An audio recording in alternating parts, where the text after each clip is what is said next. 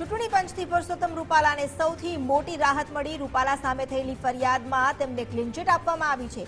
આચાર સંહિતાને લઈને ફરિયાદ નોંધાઈ હતી। જિલ્લા ચૂંટણી અધિકારીના રિપોર્ટમાં જોકે રૂપાલાને ક્લીનચીટ આપવામાં આવી છે। કાર્યક્રમમાં સમાજ સામે ટિપ્પણીને લઈને ફરિયાદ કરવામાં આવી હતી। વધુ જાણકારી લઈએ સંવાદદાતા નિકુંજ જાની પાસેથી। નિકુંજ, અહીં રૂપાલાને એક તરફ જ્યાં આટલો વિરોધ ચાલી રહ્યો છે, બીજી તરફ ક્લીનચીટ આપી દેવામાં આવી છે આચાર સંહિતાની ફરિયાદને લઈને, શું વધુ વિગતો?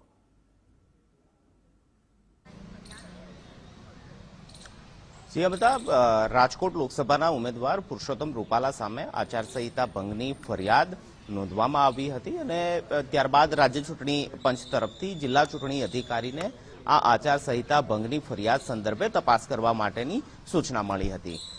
પ્રાપ્ત માહિતી અનુસાર જે જિલ્લા ચૂંટણી અધિકારી છે તેને રાજ્ય ચૂંટણી આયોગની અંદર પોતાનો રિપોર્ટ સબમિટ કર્યો છે અને જેની અંદર રાજકોટ લોકસભાના ઉમેદવાર પુરુષોત્તમ રૂપાલાને ક્લીનચીટ આપવામાં આવી છે।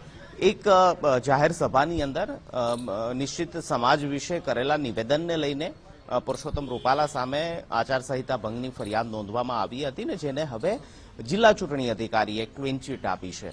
આ અગાઉ પણ પોરબંદર લોકસભાના ભાજપના ઉમેદવાર મનસુખ માંડવિયા સામે પણ આચારસંહિતા ભંગની ફરિયાદ નોંધાણી હતી। તેમાં એ પ્રકારની ઘટના હતી કે તેમને માર્કેટિંગ યાર્ડની અંદર ચૂંટણી સભાને સંબોધિત કરી હતી। તે વિષયને લઈને મનસુખ માંડવિયા સામે પણ આચારસંહિતા ભંગની ફરિયાદ હતી ને તેમાં પણ જિલ્લા ચૂંટણી અધિકારીએ મનસુખ માંડવિયાને પણ અગાઉ ક્લીનચીટ આપી હતી ને હવે પુરુષોત્તમ રૂપાલા સામે નોંધાયેલી આચારસંહિતા ભંગની ફરિયાદમાં પુરુષોત્તમ રૂપાલાને પણ ક્લીનચીટ આપવામાં આવી છે। જરૂરથી આપે જે પ્રકારનો ઉલ્લેખ કર્યો તે પ્રકારે વિરોધના વંટોળની અંદર ફસાયેલા પુરુષોત્તમ રૂપાલા માટે આ થોડા રાહતના સમાચાર છે કે રાજ્ય ચૂંટણી આયોગ તરફથી તેમને આચારસંહિતા ભંગ સંદર્ભની જે ફરિયાદ છે જેમાં ક્લીનચીટ આપવામાં આવી છે તેની ફરિયાદ જે છે તે નોંધવામાં નથી આવી। જી, આભાર આપનો જાણકારી આપવા માટે।